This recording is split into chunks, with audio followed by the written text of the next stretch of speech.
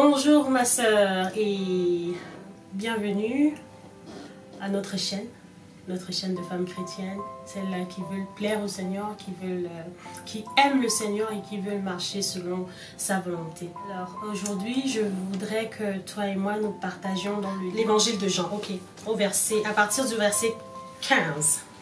Il dit, si vous m'aimez, gardez mes commandements. Et moi, je prierai le Père, et il vous donnera un autre consolateur, afin qu'il demeure éternellement avec vous.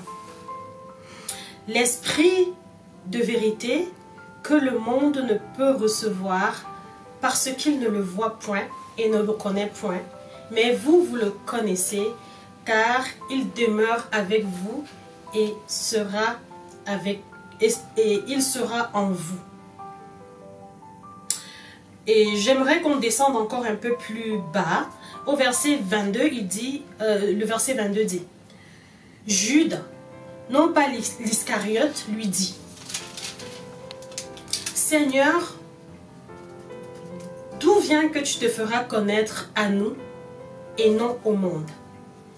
Jésus lui répondit, si quelqu'un m'aime, il gardera ma parole. Et mon Père l'aimera. Nous viendrons à lui et nous ferons notre demeure chez lui. Alors ma soeur, je veux vraiment appuyer là-dessus, je veux emphaser là-dessus. Celui qui aime Dieu, il garde la parole de Dieu. Donc si tu dis que tu aimes Dieu, tu vas garder la parole de Dieu. Tu écoutes sa parole et tu la mets en pratique tous les jours. Et quand tu mettras la parole de Dieu en pratique, il viendra, son Fils et lui, demeurer chez toi.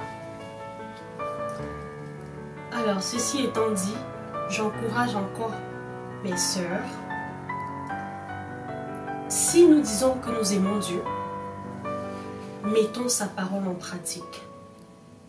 Mettons sa parole en pratique sans condition, sans contrainte, sans restriction et sans plainte.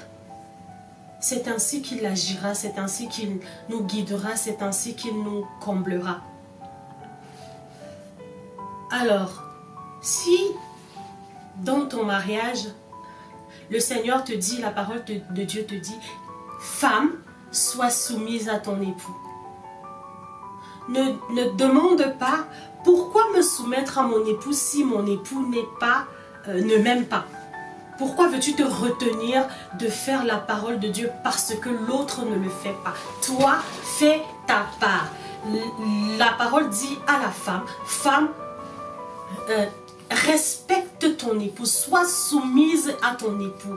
On n'a pas dit, femme, sois soumise à l'époux qui t'aime, à l'époux qui t'achètera des cadeaux, à l'époux qui t'écoutera. On t'a dit, femme, sois soumise à ton époux.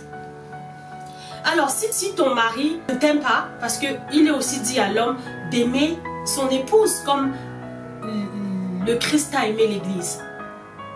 Mais toi, tu ne dois pas te donner une condition ou donner une condition à ton époux que si tu ne m'aimes pas comme Christ a aimé l'Église, je ne te serai pas soumise. Non, ma soeur, non, non, non. Toi, fais ta part. On a dit femme. Donc, ton Père, ton Dieu, ton Maître t'appelle. Il te dit femme, tu dis oui, Père, je t'écoute. Sois soumise à ton époux. Bah, basta, tu t'arrêtes là. Tu dois être soumise à ton époux. Et si ton époux ne t'aime pas, ce n'est pas à lui que tu dois t'adresser. Et même si tu dois t'adresser à lui, ce n'est pas une raison pour t'empêcher de faire ta part. Tu connais ton maître, tu connais ton créateur. Il t'a créé, il t'a dit ce que tu dois faire. Fais ce qu'il t'a demandé de faire. Et le reste, il gère. Il gère. Ce n'est pas à toi de gérer. La seule chose que tu as à gérer, c'est de faire ce à quoi il t'appelle.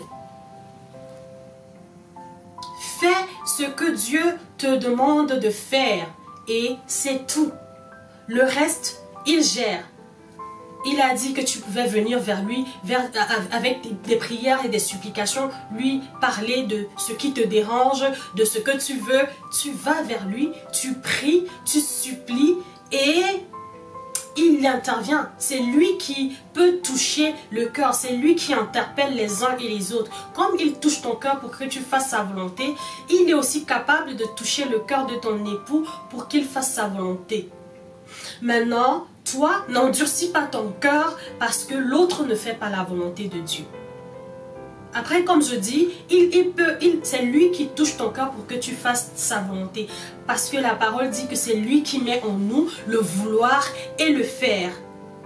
Mais heureusement que ce n'est pas un Dieu dictateur. Il veut que nous fassions sa volonté. Il veut que nous soyons sauvés. Il nous interpelle, il nous dit quoi faire, il nous dit comment le faire. Mais à la fin de la journée, c'est chacun qui prend la décision de faire ou de ne pas faire. Et chaque décision que tu prends a une conséquence. Alors si tu décides de servir Dieu véritablement, si tu écoutes sa parole et tu la mets en pratique, il viendra habiter chez toi. Il viendra élire domicile dans ton cœur, son fils et toi, et vous vivrez ensemble et vous ferez des choses ensemble.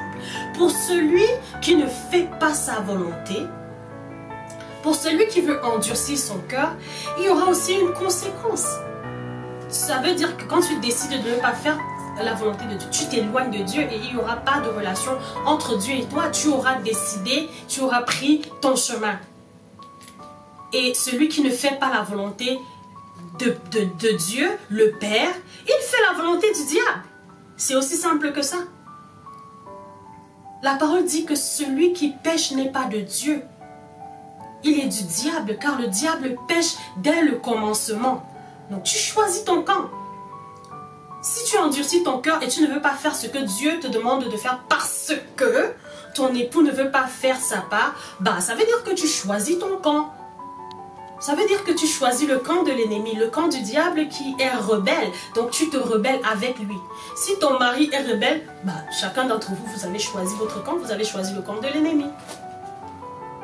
Et pourtant, si tu te dis chrétienne, que tu aimes Dieu, que tu respectes Dieu, que tu veux faire la volonté de Dieu, tu dois respecter sa parole tout simplement. Alors, je t'encourage, ma soeur, remets-toi à Dieu. Concentre-toi sur ta relation avec Dieu et au fur et à mesure que tu travailleras avec Dieu, au fur et à mesure que tu respecteras ton mari, même si ton mari a endurci le cœur, il sera changé sans parole.